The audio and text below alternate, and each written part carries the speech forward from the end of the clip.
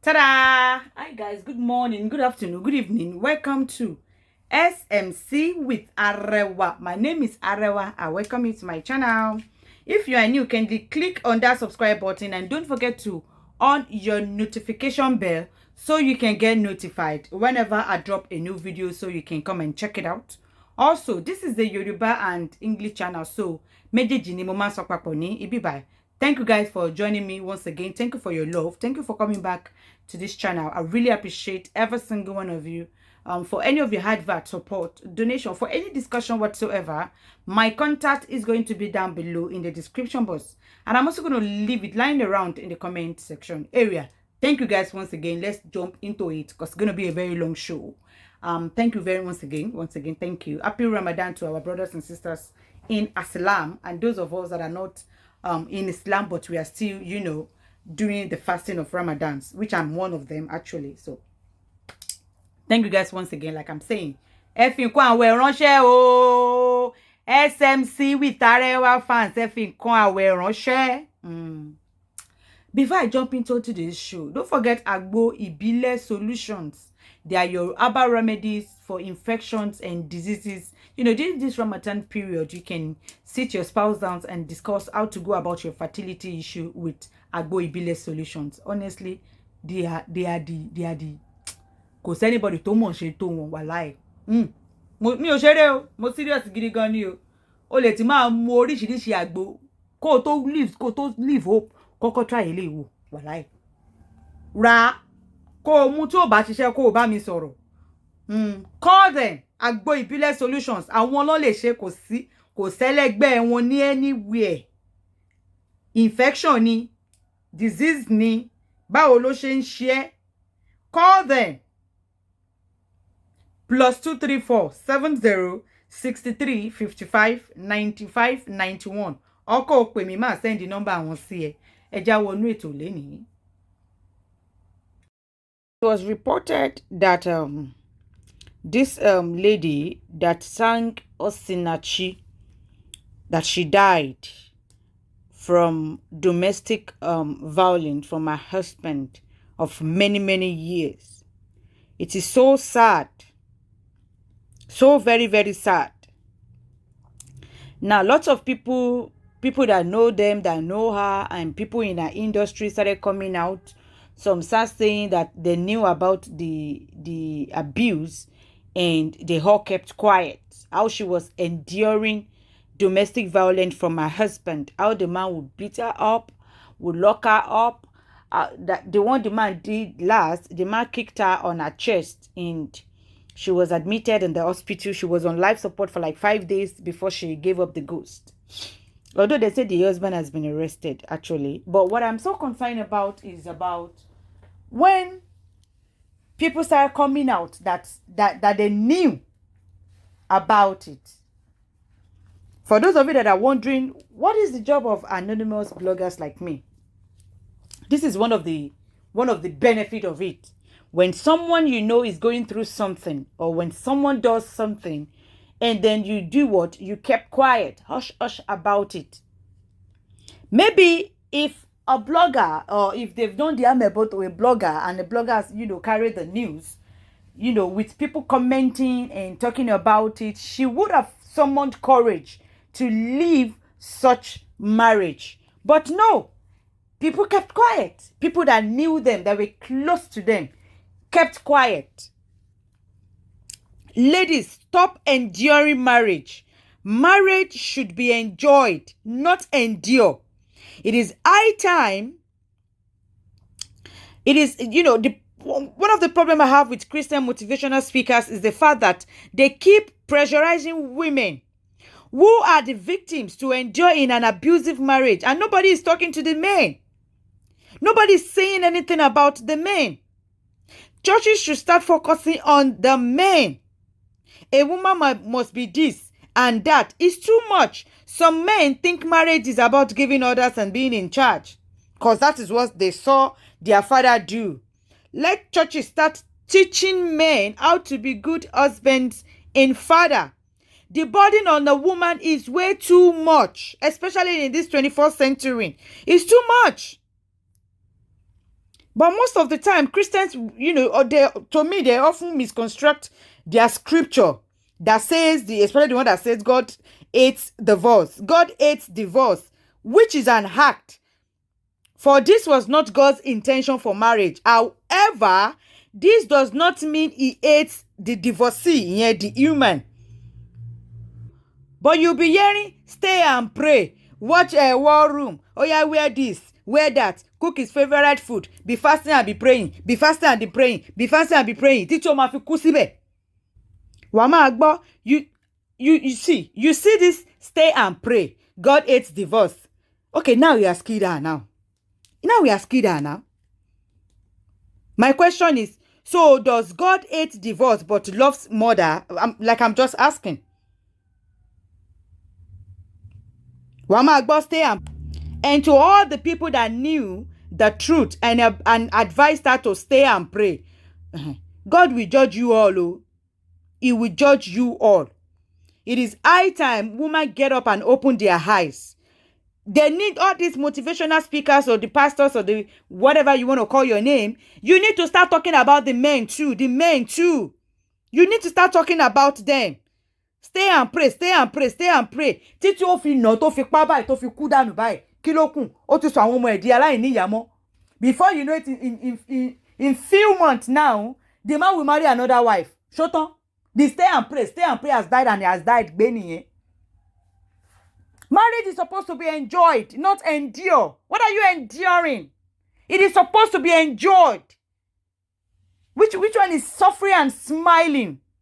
Stay and pray. Òun ló ti nà pa tó ti kú síbẹ̀ nísìn.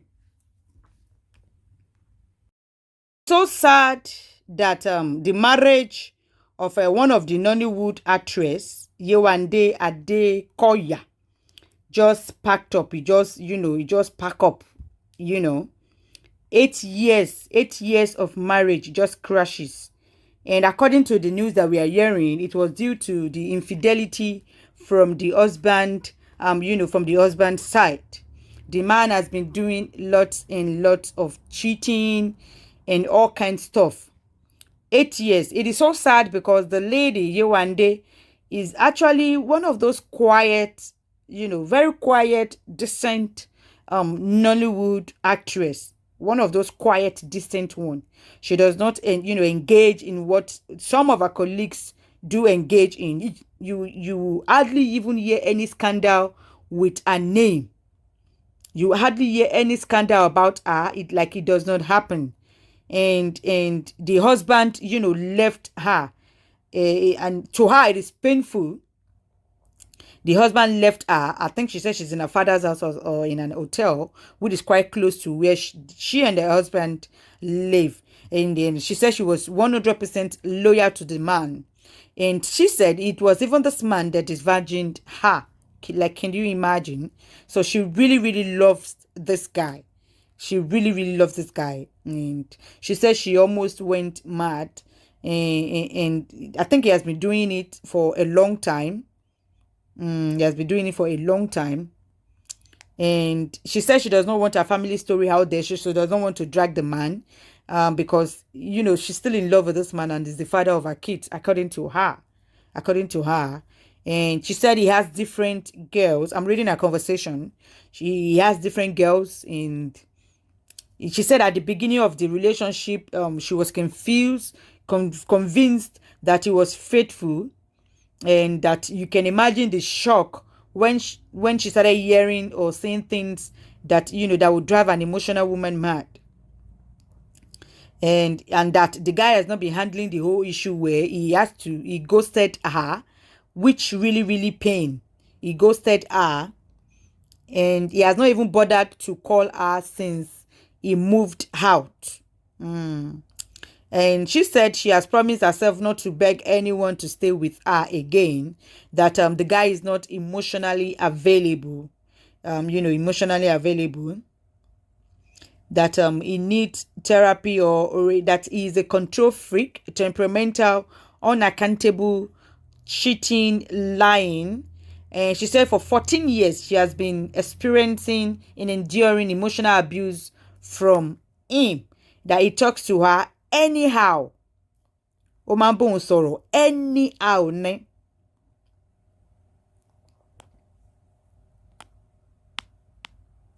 That she used to cry, to bed every day when they were together, begging him to show her love, begging him to treat her right, begging him to act responsible.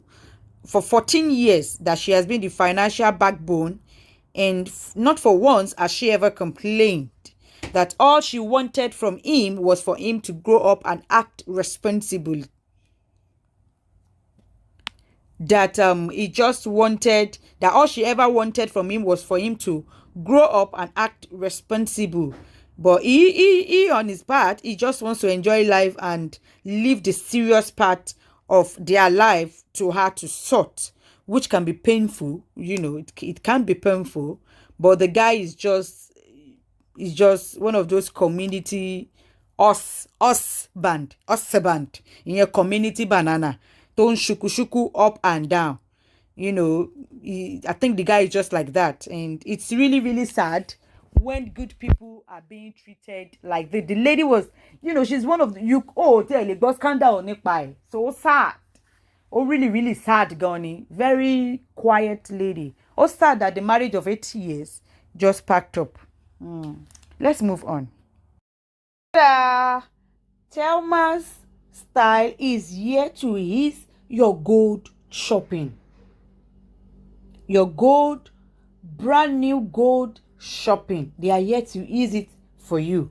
The deals in different brand new 18, 22 and 24 karat brand new karat gold.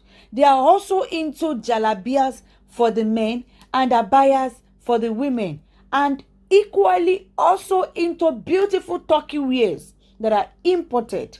They are so easy to deal with, and what makes them stand out is their instrumental payment plan. That is, you are free to choose whatever design you want your gold to come in, whatever gram you want it. Just choose your design, tell them the gram you want it to come in, and then start your payment plan. You see, so easy.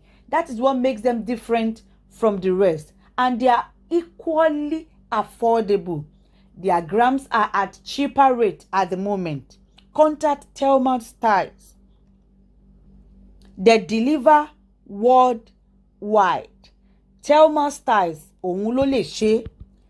Wọ́n wà into brand new gold, gold tuntun, àwọn 18 karat, 22, 24 karat gold. Òun ni nǹkan tó wá jẹ́ kí wọ́n yàtọ̀ sáwọn ẹlẹ́gbẹ́ wọn ni wípé wọ́n ń ṣe san díẹ̀.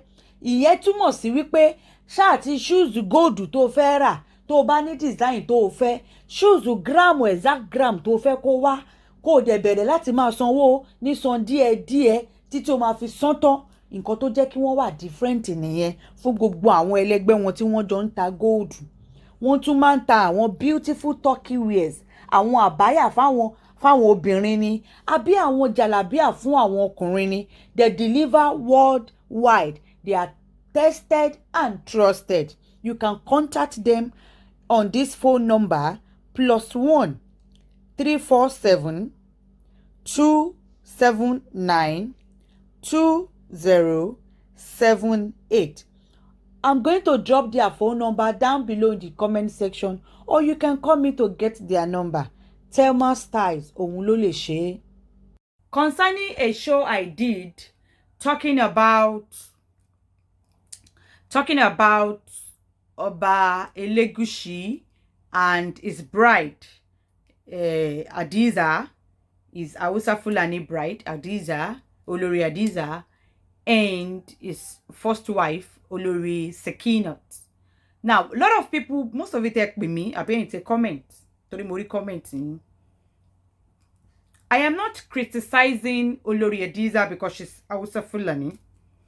I'm not saying the king cannot marry whoever he chooses to marry. There's nothing bad in if a Yoruba marries Hausa Fulani or marries Igbo or married Edo, I'm like, there's no big deal in all that. And that is not what I am saying. Mi ò ní anybody má fẹ́ ìlú tó bá wùn kó fẹ́. As a matter of fact, àwa Yorùbá la wà accommodating jù, àwa gan la fẹ́ outsider gan jù. tí a bá ní parọ́ àwa Yorùbá la fẹ́ outsider jù bá àwọn outsider ṣe ń fẹ́ ara wọn. Èmi ò ní kí ọba má fẹ́ anyone tó má fẹ́ àbí kọ́ ọmọ Yorùbá ẹ jẹ́ n put ẹ̀ bẹ́ẹ̀ kó má fẹ́ anybody àbí ìlú, you know, whichever one you want to marry. I'm not saying that you have, I mean, nobody can choose a bride for you. And there's nothing bad if a Yoruba marries an Hausa or marries a Fulani or marries an Igbo. There's nothing bad in all that. And that's not what I'm saying. I'm specifically talking about our royal fathers. I'm specifically talking about our royal fathers. One made mention and said, Shebi Baba Laafin fọ́mọ Igbo as his last wife. Baba Laafin fọ́mọ Igbo as his last wife. Nítòótọ́. Ṣọmọ Igbo yẹn jẹ́ first wife fún wọn. Ṣó jẹ́ main wife fún wọn ni. Mo bèrè, ṣé ọmọ Igbo tó ń fẹ́ yẹn ṣó jẹ́ main wife? Òun ni bàbá fi ṣe main wife fún ni. Rárá. Kò fi ṣe main wife. Now, tí anybody, irú àwa tá a sì nílé ọlá, tá a jẹ́ ọmọ ọba, àbí tá a ń ṣe royal father, you can marry anybody you want to marry. But royal fathers, ó ní ewu. Ewu tó dẹ̀ wà ńbẹ̀ mo ti ṣàlàyé ẹ̀. Ó léwu. It is just me trying to, you know, safeguard our heritage. Tó bá bá fẹ́ Hausa Fulani, tí yẹn bímọ, tán fọmọ ẹ̀ jọba, tí yẹn náà ọmọ fẹ́ yàwó, tó náà tún lọ fẹ́ Hausa Fulani, ìdílé yẹn ní ìsìnṣẹ́ mọ̀ pé ó ti di throne yẹn, ó ti di ta àwọn Hausa Fulani. Ohun ìkànnú àwọn ewu or the most priority ewu tó wà ńbẹ̀ nìyẹn tí àwa royal fathers wa tó ń fẹ́ outsider. Ewu tó wà ńbẹ̀ òun nìyẹn. Kò ń ṣe pé wọn ò lè fẹ́, why tí wọ́n ṣe lè fẹ́? Wọ́n lè fẹ́ dáadáa. Ìbéèrè tá máa béèrè ni wípé mi ò criticize Hausa Fulani, but how many Hausa Fulani, mò ń sọ ọba wọn ni mò ń sọ báyìí o, àwọn emir wọn, how many of them ni wọ́n ń fẹ́ Yorùbá tó ń fi Yorùbá ṣe first wife, tó ń fi ṣe main wife? Mo béèrè ni o. How many of Hausa Fulani kings, emirs, how many of them are taking Yoruba as their brides, or taking Igbo as their bride? I'm not saying a normal person. I'm talking about the royal father. How many emir mélòó ló wà ní north tó ń fẹ́ Yorùbá, tó ń mú Yorùbá fi ṣe ìyàwó? Wọn ò wọ́pọ̀. Ìyẹn tó bá tiẹ̀ wà rárá. Ọba gbòógì wo ló wà ní north tó bá jẹ́ pé Yorùbá ló fi ń mú ṣe ìyàwó? Ẹ má jà máa pọ́n nǹkan tí ò ṣe pọ́n. Mi ò ní kí individually anybody má fẹ́ ní ìlú tó bá wù kó fẹ́. Royal father ni mò ń sọ specifically. And ìtorí ewu tó wà níbẹ̀ ni òun ló jẹ́ kémi sọ. Ewu tó wà ńbẹ̀ òun ló jẹ́ kí n sọ. Àǹfààní tó bá ti di ọba, tó bá ti jẹ́ royal fathers, there are some things that you are not privy to do that a normal person would do it. But tó bá ti jẹ́ ọba, ó ní àwọn kankan tó lè ṣe, and do ìyẹn ó fọ̀ sí category yẹn. Ewu tó wà ńbẹ̀ nìyẹn. Emir mélòó, ọba àwọn Igbo mélòó ló mú Yorùbá fi ṣe ìyàwó? Bó tẹ́ ẹ bá ká ọba Yorùbá, ẹ lè ká many wọn tí wọ́n mú Hausa Fulani fi ṣe ìyàwó. Bó tẹ́ bá dé north, bóyá tẹ́ ẹ bá máa rí ìyẹn tó bá tiẹ̀ wá gan, lẹ máa rí emir tó kúrò nílùú ẹ̀ tó wá sílẹ̀ Yorùbá wá mú ìyàwó. Kò wọ́pọ̀. Ìyẹn tó bá tiẹ̀ wà rárá. Bí a kò lè jẹ́ ẹyọ̀kan àbí méjì lọ. So, ẹ̀yin tẹ́ ń gba ọ̀rọ̀ mi, ẹ̀yin lẹ gbọ́ mi lágbọ́yé ni. I'm specifically talking about our royal fathers. And because of the danger in it, this is just me safeguarding our heritage. Nothing more, nothing less. It's not as if I have a personal hatred for Hausa Fulani. No. I have not. Like, I have nothing against them. It is not, I just believe, or just my opinion, that it is not safe for our royal fathers to be doing that because of the danger in it, not for any other thing. Ẹ já tẹ̀síwájú. Ìtorí ọ̀rọ̀ ọba tí mo sọ ló jẹ́ kí n fẹ́ sọ ọ̀rọ̀ yìí. Mo fẹ́ ká jọ gbé yẹ̀wò. Yes, láyé àtijọ́ àwọn ọba ń jẹ ayékáyé tó jẹ́ pé tá bá àwọn ayé kan wà tán jẹ ńgbà yẹn tó jẹ́ pé tán bá jẹ nísìnyí ó máa fẹ́ gẹ̀tà síbi. Ẹ jẹ́ n sọ ìtàn kan kékeré fún wa ká jọ gbé yẹ̀wò. Let's listen to a very little history about a certain king. So there is a king that I'm going to be mixing it in Yoruba and English. Yoruba Gogumowe Sobrot. I just want to, speak it in English for our English fans over there that they don't understand Yoruba. So, ọba kan wà tó jẹ́ wípé ìyàwó ẹ̀ ó ní ìyàwó yẹn ń bímọ ìgbà tó ń bímọ ó ń bí àbíkú stillbirth. Ó ń bí àbíkú ọba dẹ̀ ṣẹ̀kẹ̀rẹ̀ ọba fẹ́ ọmọ ọkùnrin àrẹ̀mọ in it and hair. But all the babies his wife had, given birth to are stillbirth. Èmi àbí àwa tó bá ṣe díẹ̀ agbẹ̀mí mi. Ó wá bí ìyàwó yẹn wá bí ọmọ obìnrin kan, ọmọbìnrin yẹn dúró. Kódà nígbà tó bí ọmọ obìnrin yẹn tí wọ́n gbọ́mọ fún pé ó bímọ o tó wò báyìí tó ó rò pọ́kùnrin ni nígbà tó ń sọ pé obìnrin ni níṣe lóbìnrin yẹn ìyàwó ẹ̀yẹn the queen. Because of that, because that baby did not come as a boy, she had resentment over that child. She wasn't close to her daughter. She just wanted to give her husband, the king, a boy and heir to secure his throne. But kò rí ọmọkùnrin yẹn bí. Gbogbo ọmọkùnrin tó ń bí àbíkú ló fi ń bí. Premature ló fi ń bí. So gbogbo aráàlú mọ predicament ọba. So there is a certain family that actually works in the palace, but not really in a high position in the palace. So the man and his uncle was discussing it. If there is a way, torí wọ́n poor, táwọn fi lè ṣe pẹ̀tẹ́lì problem tí bàbá tí kábíyèsí ní lórí ìyàwó wọn tó ń bí àbíkú tí ò rọ́mọ ọkùnrin bí fún wọn. Ìyẹn dẹ̀ ní ọmọ obìnrin méjì. Beautiful children. 2 girls. The man has 2 girls, 2 daughters. Beautiful, mature daughters. So he and his uncle was now discussing it. That if there is a way to connect one of the daughters to the Kábíyèsí, perhaps his family, one of his daughters might give the king a boy. So out of the 2 daughters that he has, the younger one is already married, but he has not given birth. But she's married to a guy.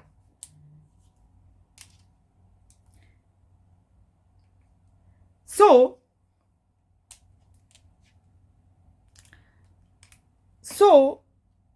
as I was saying, Emma Binu,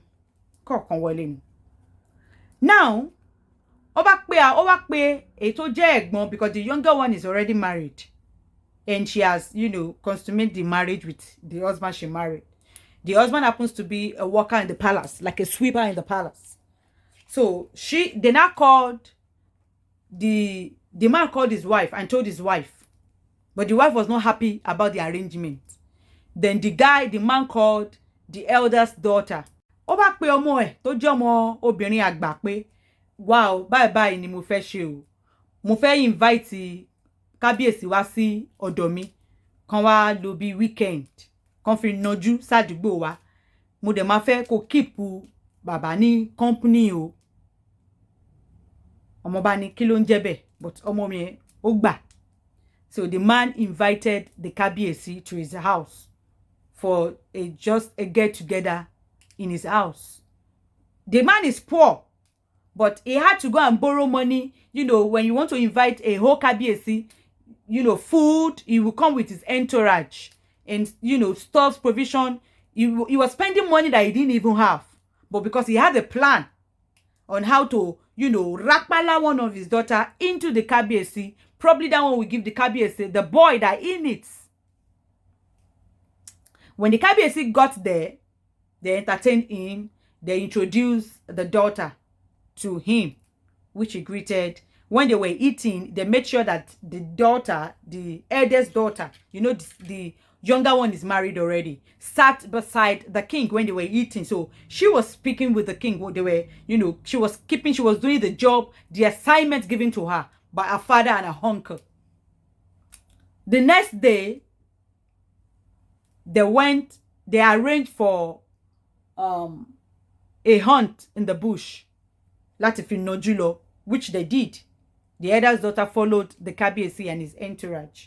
But you know, because she lives in that area, so she already knows the area very much. I think she was chasing an animal in the bush. The Kabiyesi was running after her. And then it fell and wounded. Over the wahala. They brought the Kabiyesi back to the man's place. So because of what the father and the uncle blamed the eldest daughter for doing that to the Kabiyesi, but she didn't do anything. The Kabiyesi was the one, you know, speeding, running after her in the bush. So they blamed her that why did you why did you go to that side of the bush, which you know that there are potholes in there?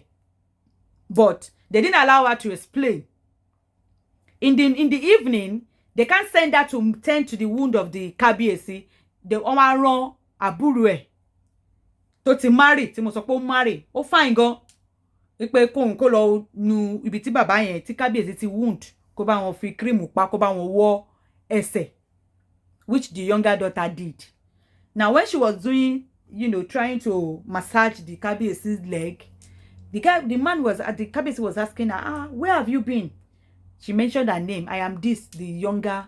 Oh, the Kabiyesi now said, oh, the other daughter of the man. She now said, yes. But where are you? Since I got here, I didn't notice you. She now said, oh, it is easy for you to not notice me because of my elders, you know, my elder sister. The Kabiyesi asked her, are you married? She said, yes, she's married. That my husband even works in the palace as one of the sweepers. So she was like, oh, but your husband will be in the palace often. And she said, yes, but they had an agreement that he's going to live like two years for them to be together, you know, to plan their family before he resumed fully to the palace. Oh, the Kabiyesi now said, okay. So Oba Baba wore ese. The next day, the Kabiyesi left. He didn't, you know, speak with the eldest daughter again. The next day, the Kabiyesi left back to the palace. The third day, a letter came for the man, for their father, that they've secured a position, a job for the lady, the younger sister's husband in the palace, to be like a PA to the Kabiyesi, and also secure a job in the palace for the lady and her eldest daughter to be one of the maids of the queen. So that means all of them will have to go and be living in the palace, which they all consented to. But the younger sister was angry. The younger sister was angry and saying that she will not go. That why would she go to the palace? Shebi, it is my husband that is working in the palace. Why will I go? Why would the Kabiyesi, you know, secure a job for me? Did I tell him I'm looking for a job? But the eldest daughter was also quarreling with the younger sister that, what did you say to the Kabiyesi? Shebi, it is me that they brought this man for. So, but when ìgbà tó lọ fọ́ ẹsẹ̀ bàbá lóyalẹ́, kí ló lọ bá bàbá sọ? Ṣó lọ bà mí jẹ́ lọ́dún ẹ̀, ṣebí tèmi torí tèmi náà ṣe múyàn wá, ìwọ ṣá ti marry. Ó wá lọ snatch ẹ̀ láti fún sí ara ẹ̀. Àbúrò dẹ̀ ni mi ò snatch ẹ̀. Ìgbà tí mò ń bá wọn wọ́ ẹsẹ̀, ọ̀rọ̀ mi àti ọkọ mi gan ni mò ń bá wọn sọ. Mi ò bá wọn sọ anything. Wọ́n ṣàkó gbogbo ẹrù wọn, ó di palace wo, ó dààfin ọba. Nígbà tán máa débẹ̀, wọ́n ṣàwáṣẹ́ fún wọn. Wọ́n di ọmọlẹ́yìn olórí tó ń bá olórí wọlé jáde gbégbá gbáwo. Ọkọ náà bàbá ti wáṣẹ́ fún ní palace náà tó máa ṣiṣẹ́. So wọ́n wà ní palace. Yẹmọ̀ nínú palace, party oríṣiríṣi máa ń ṣẹlẹ̀ nínú palace. So wọ́n ṣe party lálẹ́ ẹjọ́ kan nínú palace bí ìjọ́ kejì tán dé. Nígbà tán máa ṣe party, ibi tán ti ń jẹ tán ti ń mu ṣẹ́mọ̀ wọn, àwọn náà ṣe dé palace for the first time. Wọn ò rí ọmọ alá inú igbó ló ń gbé. So àwọn náà wo gbogbo àwọn èèyàn ńláńlá wọ́n wà ní palace, wọ́n ṣe gbogbo ẹ̀. Ẹ̀gbọ́n bá sọ bábúrò pé okay, mo ti dáríjì ẹ wà láti wà tí Kábíyèsí nìyẹn. Òun náà ti rí a big man tóun náà wà ní palace, ó jẹ́ one of the big men in the society. Bóyá màá mú eléyìí, màá kúkú fẹ́ eléyìí. Ibi tán ti ń jẹ, tán ti ń mu, tán ti ń jó, Kábíyèsí wá dọ́gbọ́n lọ kùn sí àbúrò létí pé tó bá dalẹ́ o, kò rí mi nínú yẹ̀wù mi o, kò rí mi nínú yàrá o. Àyà ìkọ́kọ́ já.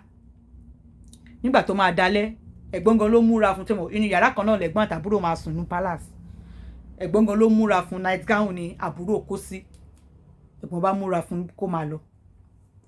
Bóun ti dáríjì, o ti snatch ẹ mo ti dáríjì ẹ èmi náà ti lẹ́lòmíì tí máa kúkú fẹ́ ló bá múra ló bá gbọ́nà yàrá kábíyèsí lọ ẹ má gbàgbé kó obìnrin ti má rí o ló bá gba ọ̀nà yàrá kábíyèsí lọ nígbà tó máa gba yàrá kábíyèsí lọ kó tó lọ yàrá kábíyèsí ó ti kọ́kọ́ sọ fún dáàdì àti ẹ̀gbọ́n dáàdì ẹ̀ pé báyìí ni bàbá sọ o àwọn yẹn ni pé kó ṣáà anything tó bá ti fẹ́ kó ṣáà máa dígin pẹ̀lú bàbá nígbà tó máa dé yàrá bàbá o ká má fọ̀rọ̀ gùn bàbá gbaṣọ nídìí àbúrò bàbá bá gbá àbúrò lẹ́pọ̀n ló bá gbà ní pọ́nrán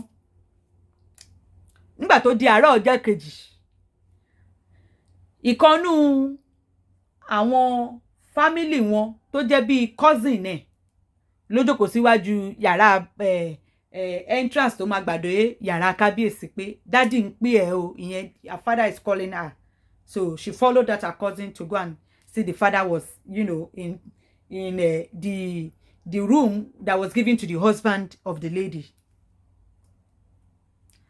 because the father of the lady and the uncle have already spoken to the husband ọba náà fẹ́ gbẹ́sẹ̀ lé ìyàwó ẹ̀ wọ ọkùnrin kí ló fẹ́ ṣe kò sí nǹkan tó fẹ́ ṣe wọ́n kò tún wáṣẹ́ fún ẹ so ọkọ yẹn ti gbà ká mú ìyẹn ọkọ àbúrò ó ti gbà ká mú nígbà tó máa dọ́dọ̀ bàbá bá béèrè pé alpha ṣó jí ẹ ṣó nù ẹ lẹ́pọ̀n ó ní ẹ wọ́n ní ẹ̀ẹ́mẹ́rin ló ṣe ó ní ẹ̀ẹ́mẹ́jì ó ní inú bàbá dùn pé bẹ́ẹ̀ ni bá a ṣe fẹ́ kó rí gan lónìí kọ́lọ́n jẹ́ kí ètò ṣe yìí kó di oyún o bó bá ṣe ń jù sí ẹni kó máa hàn o ẹ̀ẹ́mẹ́jì ló ṣe jẹ́ kó máa ṣe dáadáa níwájú ọkọ ẹ̀ dúró síbẹ̀ o tí bàbá yẹn àti ọ̀nkú ẹ̀ tó ń sọ fún un jẹ́ kó dúró ẹ̀ẹ́mẹ́rin ló ṣe ẹ̀ẹ́mẹ́jì inú wọn dùn lọ́rọ̀ kan àbúrò ti di mistress ọba ó ti dàlé ọba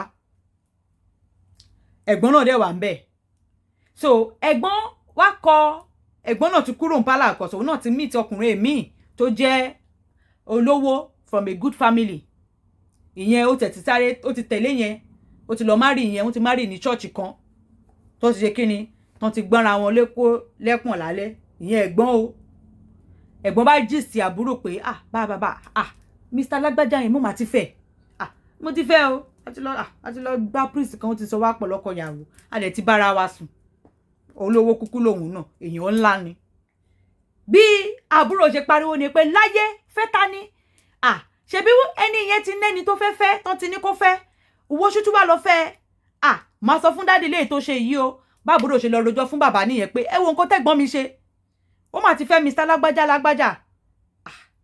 bàbá bá pè pé ń gbọ́ ló bá ní kí ló dé ṣóun ò lè fẹ́ ní igbá kan àwo kan ẹ̀gbọ́n àti Mr. lágbájá yẹn bá wá ṣé mi ò lè fẹ́ ní ni bàbá bá gidi dá pé ta ló mọ̀ pé ẹ fẹ́ ra yín ló bá ní àfàwátàwà ní yàrá yìí nìkan ni ó bá ní mi ò gbọ́dọ̀ gbọ́ lẹ́nu anybody pé ó fẹ́ ọmọ mi ìwọ ọkùnrin tẹ́fẹ́tẹ́fẹ́ ẹni tó ti mú sílẹ̀ tán ti sọ pé òun máa fẹ́ ni kó tètè lọ fẹ́ kó fọmọ mi sílẹ̀ kó lè fẹ́ ẹ má lè jẹ́ kí n gbọ́ lẹ́nu anybody pé ó fẹ́ ọmọ mi àbí pé ti bára yín sùn àtọ́ pé ẹni tán ti forúkọ ẹ pé kó máa fẹ́ yẹn tètè lọ fẹ́ bí inú ṣe bí ẹ̀gbọ́n nìyẹn pé ewu kí ló dé inú wá bí ẹ̀gbọ́n sí inú bí bàbá wọn ló bá ní ìwọ ẹ̀gbọ́n o ó yá tètè nìṣó lọ́dọ̀ àǹtí ẹ̀ tó wà ní ìlú kan ni kó lọ gbé torí ọmọ ará ìgbọ́ràn ló fẹ́ jẹ́ inú wá bí ẹ̀gbọ́n ó bá pariwo àbúrò pé ìwọ ló lọ tú àṣírí mi wọ́n mú kábíyèsí wá fún mi ó gbà á lọ́wọ́ mi ó ti ń fẹ́ kábíyèsí eléyìí tí mo tún wá mú nísìn ní pálásì tí mo tún mú tó tún jẹ́ èèyàn ńlá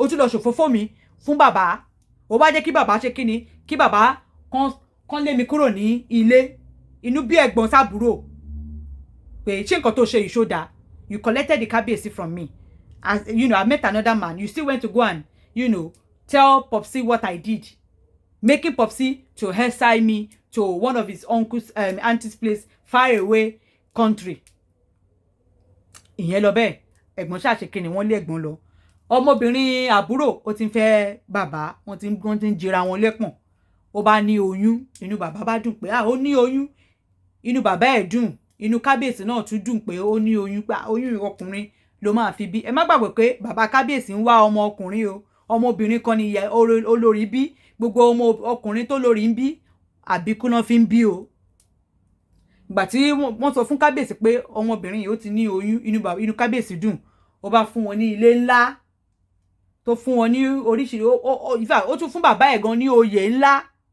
ó tẹ́ gbogbo family yẹn sí rẹpẹtẹ bàbá yẹn gbogbo gbèsè tí bàbá ti jẹ tẹ́lẹ̀ bàbá ti lọ san gbogbo gbèsè tó jẹ gbà tí bàbá kábíyèsí ti mí ọlá sí wọn lára nígbà tó ń sọ pé ọmọ ẹ̀ ti ní oyún fún kábíyèsí inú kábíyèsí dùn gave them a big house a mansion gave a big title to the father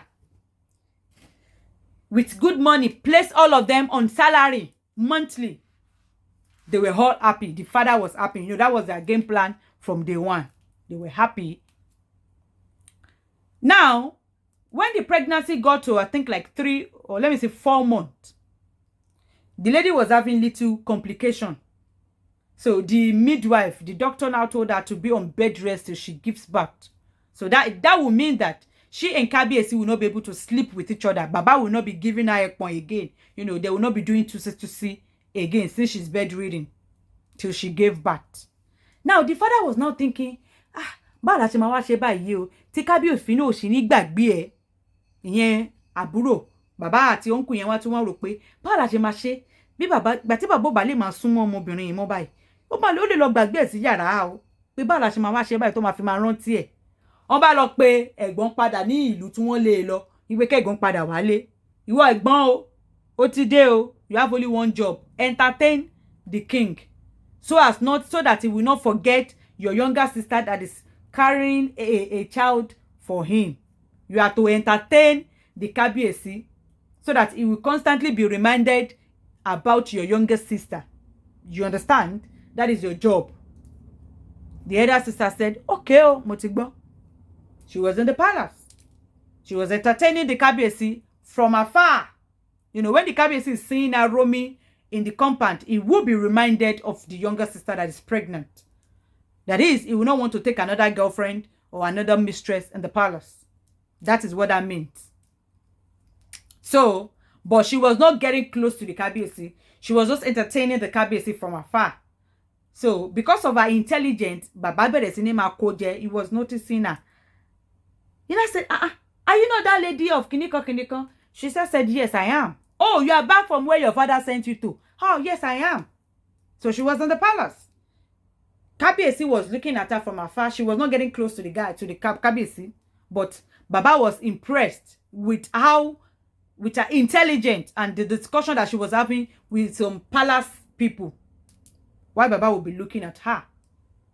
When she's talking, they will be laughing and all that. Baba now sent a gift to her. One of the servants took it to her. She saw the gift and opened the box. Oh, a very beautiful gift. She told the servant to return it back to the Kábíyèsí. She returned. That one returned the gift. Kábíyèsí now told that one, take it back to her. How dare she reject a gift from me? Because of when you are trying to probably seduce someone from afar, like koma shesenyo, bo kotumasa. Shemo, Oman drive that aunt, Oman drive ọkùnrin me crazy to mama fall fún obìnrin yẹn. So the Kábíyèsí was falling for her with her game, with the game she was playing. Now, she now went to go and visit her younger sister in that one is confided to the room. Kò lè jáde mọ́ orí bed ló máa wà láàárọ̀ ṣúlẹ̀ torí oyún ẹ̀ kóyún má lọ yọbọ. So in the night, before Kábíyèsí go to sleep, he will just go to the room and greet her good night and go.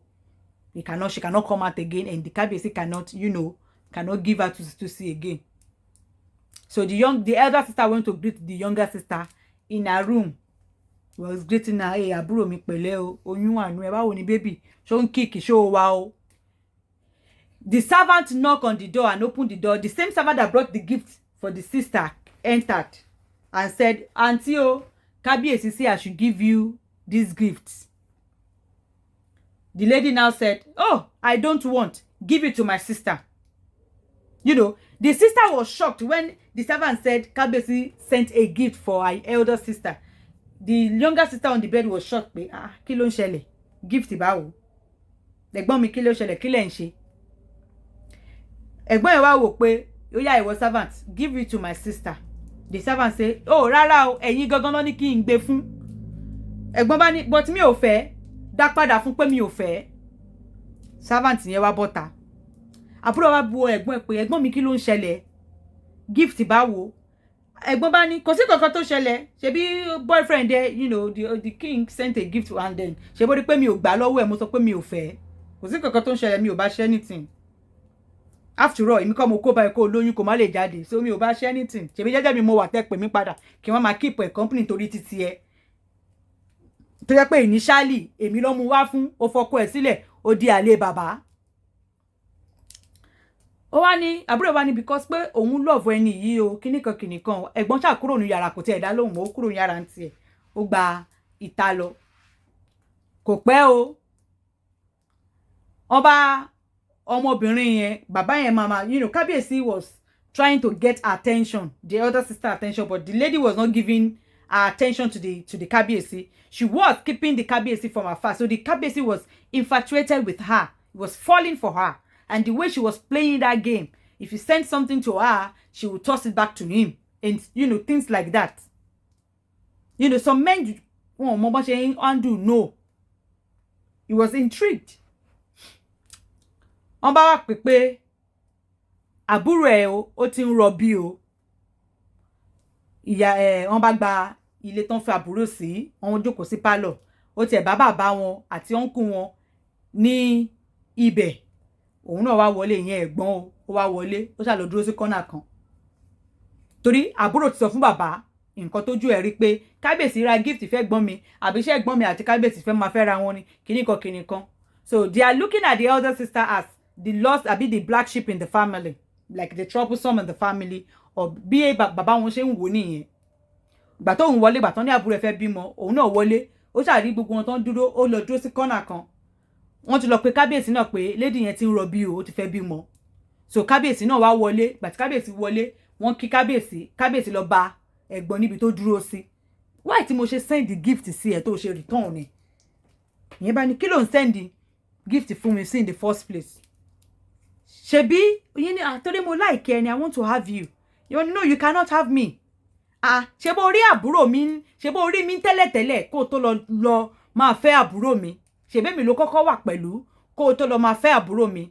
Ìyẹn wá ní Kábíyèsí wá ní mi ò mind. Okay, mi ò fẹ́ àbúrò ẹ mọ́, ìwọ ni mo fẹ́ nísìn. Rárá o, you cannot have me o. Ìyẹn ṣá bẹ̀ pé tó bá jẹ́ pé tàbúrò ẹ ni, má worry, mi ò fẹ́ àbúrò ẹ mọ́. Tó bá ti bímọ, màá tọ́jú ẹ̀, màá fún ní ilé ńlá, màá fún lówó, màá fún everything, mi ò ní fẹ́ mọ́, ìwọ ni mo fẹ́ fẹ́.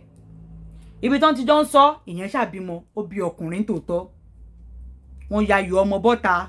Ó ti bímọ, ọkùnrin ló bí o. Wọ́n yayọ̀ ọmọ bọ́ta, but Kábíyèsí was busy begging this one, you know, for them to start a relationship. And that one was saying, no, you saw me here before. So while they were congratulating, when the àwọn tó gbẹ̀bẹ̀ lẹ́gbẹ̀ẹ́ jáde pé ọkùnrin ló bí o, inú wọn dùn tó pariwo síta. Ọmọbìnrin yẹn wá wo Kábíyèsí yẹn pé okay, there is hope of me and you, you know, dating. The Kábíyèsí was happy. What gbogbo nǹkan tó sọ pé ó fẹ́, màá bẹ̀rẹ̀ sí ní ṣe. Jẹ́ kí n lọ make arrangement. Ibi tí Kábíyèsí gbẹ̀tán tí yọ fún Kábíyèsí pọ́kùnrin ló bí, ó kọ̀ kí wọn ni. Then he was walking away. Ibi tí yẹn ti gbé baby dání gan, kò tiẹ̀ wọlé kó lọ wo baby tó bí. Ìyẹn Kábíyèsí o kò tiẹ̀ wọlé kó lọ wo baby àbẹ́ni tó bímọ, ó kọ̀ lọ sí tàǹtì ẹ̀ ni. Nítòótọ́ Kábíyèsí ṣe kí ni? Ó get ilé, ó ṣe gbogbo ẹ̀ fábúrò, ó fún wọn lówó, ó set up pẹ̀lú ọmọkùnrin tó bí. Ìgbà tí Kábíyèsí bọ́ta, bí family ṣe turn on ẹ̀gbọ́n nìyẹn pé kí ni mí ni gbogbo eléyìí, ṣó tún fẹ́ máa fẹ́ Kábíyèsí ni, àbúrò ẹ̀ ṣẹ̀ṣẹ̀ bímọ fún igbá kan àwo kan. Ló bóun náà ṣe pariwo mọ́ pé kí ló ṣẹlẹ̀ tí gbogbo ẹ̀ ṣe ń kélé mi lórí, ṣé mi ni mo lọ bá ni, ṣé mi mo ní kí àbúrò mi lóyún fún ni kó má sì kí ọ̀n kankan lọ́wọ́ ẹni, ṣé òun ló bí ọmọ àlè báyìí, kí ló kàn òun pẹ̀lú gbogbo yẹn, ṣé òun lòun lọ toast ẹni, ṣèbí jẹ́jẹ́ òun lòun wà tó wá bá òun, ṣèbí mi gan lẹ kọ́kọ́ introduce sí tẹ́lẹ̀tẹ́lẹ̀ kí àbúrò mi tó overthrow mi, so why tẹ́ ṣe wá ń pariwo mọ́ mi, àbẹ́mi ni mò ń kàn máa ń di Kábíyèsí ni. Ó kàn bínú kúrò ńbẹ̀ ntí ẹni, ó lọ. Kábíyèsí gba gbélé fún àbúrò tó tọ́, ó set up, ó pa àbúrò tì, ó fèsì ẹ̀gbọ́n. Ó yá jẹ́ ká máa dúra wa now. Ẹ̀gbọ́n bá ní rárá mi ò lè dú ẹ o. Kí ló dé tó ti lè dó mi? Mo ṣáà ti ṣe gbogbo nǹkan tó fẹ́, mi ò fẹ́ àbúrò ẹ mọ́. Ìwọ ni mò ń fẹ́ nísìn. Rárá o. So tẹ́ bá bẹ̀rẹ̀ sí ní máa dó mi nísìn yìí, wọ́n wá jẹ́ àlè yín tèmi náà bá wá lóyún tí má bímọ ṣé kò sọmọ àlè náà mo máa bí ni ṣé tẹ́ bá kú tó ṣán lè fọ ọmọ mi tí ọmọ tí má bí ṣán lè fi jọba ni wọ́n lè fi jọba náà tẹ́ bá máa gun orí mi ẹ máa láti marry mi ni o nǹkan bí ti bá ní marry ẹbí ti báwo mi ò lè fẹ́ yàwó èmi ṣebí mo níyàwó ẹ̀ṣẹ̀ dẹ̀ ni láti divorce obìnrin kábíyèsí bá ní kò sí bẹ́ẹ̀ ṣe fẹ́ ṣe kò kàn mí o tẹ́bà ti lè dé ẹ máa fẹ́ mi ní ṣùlọ́kà ní kí n tó lè gbà kẹ́gun orí mi ò ṣe o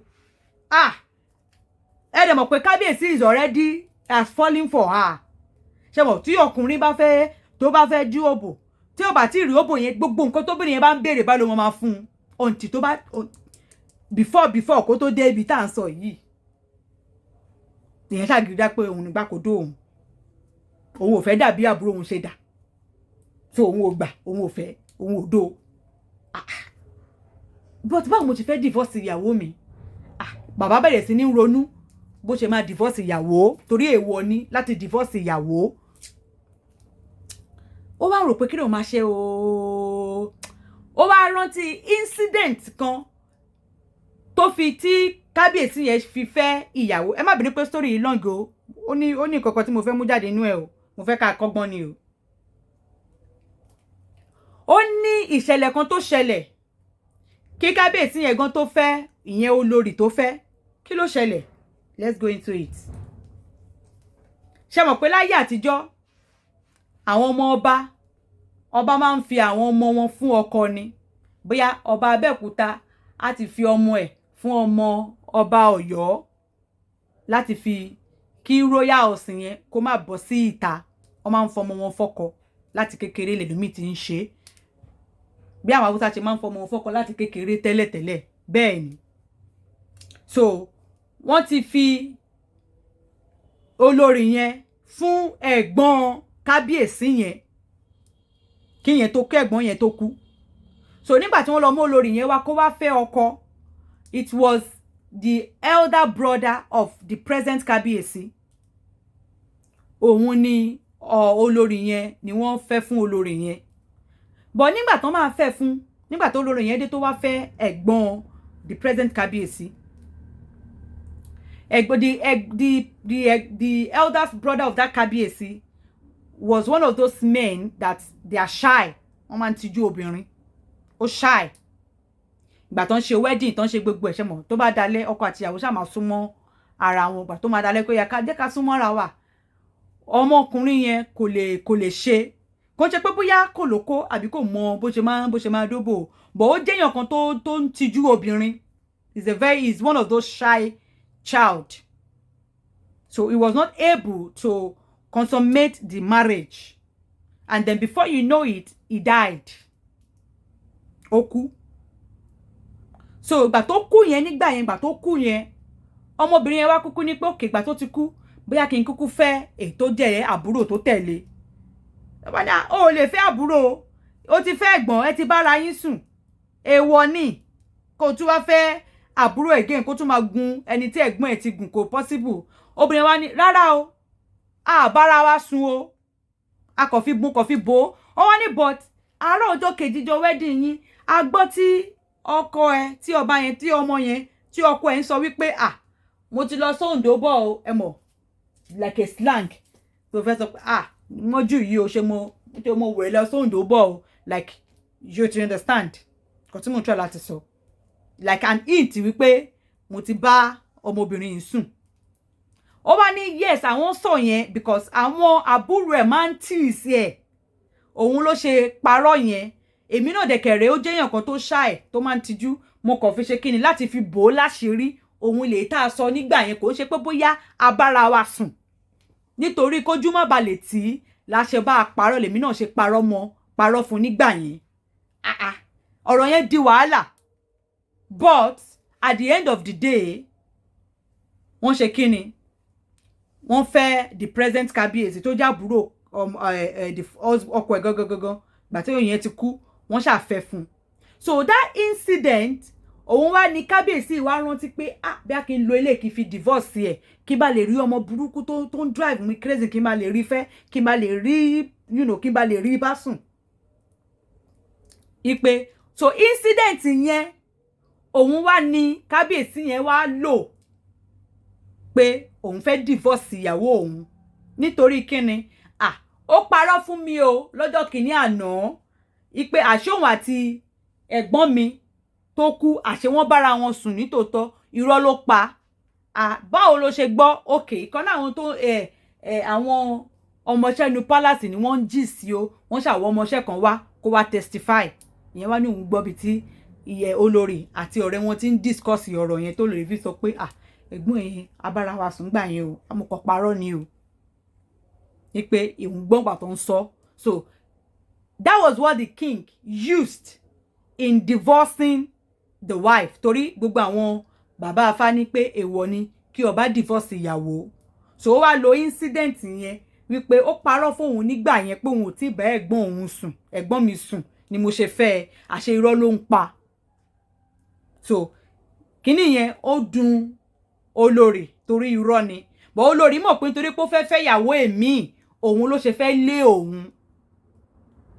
Mo dẹ̀ mọ̀ wípé ó ní mistress ó ní girlfriend ó ní gbogbo ẹ̀ mi ò ní kó má ní gbogbo ẹ̀ but why tó ṣe fẹ́ divorce mi nítorí ọmọbìnrin kò gbà kó bá òun sùn but ó divorce àbíkú tíyàwó tí olórí yẹn bí fún kábíyèsí yẹn ó lé ní 10 tí ó dúró àfọmọbìnrin kan ṣoṣo.